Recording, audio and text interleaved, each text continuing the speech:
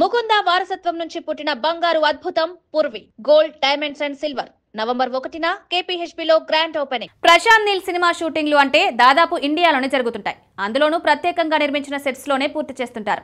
ఆయన రాసుకున్న కథలకు సెట్స్ మాత్రమే అనుకూలంగా ఉంటాయని వీలైనంత వరకు వాటిలోనే ముగుస్తుంటారు. కేజీఎఫ్, సలార్ చిత్రాలు అలా సెట్స్ పూర్తి చేసిన చిత్రాలే. వీటి కోసం ప్రత్యేకంగా విదేశీ షెడ్యూల్స్ అంటూ వేసింది లేదు. కథకు తగ్గట్టు భారీ సెట్ నిర్మించుకుని అందులోనే పూర్తి చేస్తారు. అయితే యంగ్ టైగర్ ఎన్టీఆర్ నటిస్తున్న డ్రాగన్ కోసం తొలిసారి ప్రశాంత్ నీల్ దేశం దాటబోతున్నాడు. తాజాగా ట్యూనీషియాలో చిత్రీకరణ పూర్తి చేయాలని ప్లాన్ చేస్తున్నారు. దీనిలో భాగంగా ఉత్తర ఆఫ్రికా దేశమైన ట్యూనీషియాలో వారం రోజుల పాటు లొకేషన్ల వేట కొనసాగించనున్నారు. ప్రశాంత్ నీల్తో పాటు కీలకమైన వ్యక్తులు ఆయనతో పాటు ట్యూనీషియాకు వెళ్తున్నారని తెలిసింది. దాదాపు వారం రోజుల పాటు అక్కడే ఉండి మంచి లొకేషన్లను ఎంపిక చేయనున్నారు. అనంతరం నవంబర్లో ట్యూనీషియాకు సంబంధించిన సన్నివేశాలు చిత్రీకరణ ప్రారంభిస్తున్నారు. అయితే ట్యూనీషియాకు చేరక ముందే హైదరాబాద్లో ఓ చిన్న షెడ్యూల్ ప్లాన్ చేస్తున్నారు. చేతిలో ఇంకా సమయం ఉండడంతో ఈ గ్యాప్లో ఈ చిన్న షెడ్యూల్ పూర్తి చేస్తే పనవుతుందని మేకర్స్ ఇలా ప్లాన్ చేస్తున్నారు.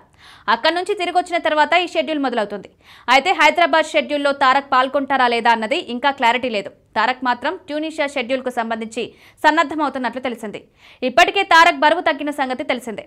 బాగా సన్నగా మారిపోయారు. సినిమాలో తారక్ ప్రత్యేక లుక్ కోసం చాలా శ్రమించారు. వీలైనంత స్లిమ్ లుక్లోకి ట్రాన్స్ఫర్ అయ్యారు. ఆ లుక్ కూడా సరిపోదని ప్రశాంత్ నీల్ ఆదేశించడంతో ఇంకా స్లిమ్ అవుతున్నారు. ట్యూనీషియా షెడ్యూల్ సినిమాకు ఎంతో కీలకం కావడంతోనే తారక్ ఇలా సన్నద్ధమవుతున్నట్లు కనిపిస్తుంది. అక్కడ భారీ యాక్షన్ సన్నివేశాలు చిత్రీకరించనున్నారని చిత్ర వర్గాల నుంచి తెలిసింది. దీనికి సంబంధించి భారీ ఎత్తున స్థానిక ఫైటర్లను రిక్రూట్ చేసుకుంటున్నారట. ప్రశాంత్ నీల్ సినిమాలో యాక్షన్ సన్నివేశాలంటే ఎలా ఉంటాయి అనేది చెప్పాల్సిన పనిలేదు. దీంతో ట్యూనీషియా షెడ్యూల్పై ఆసక్తి సంతరించుకుంది.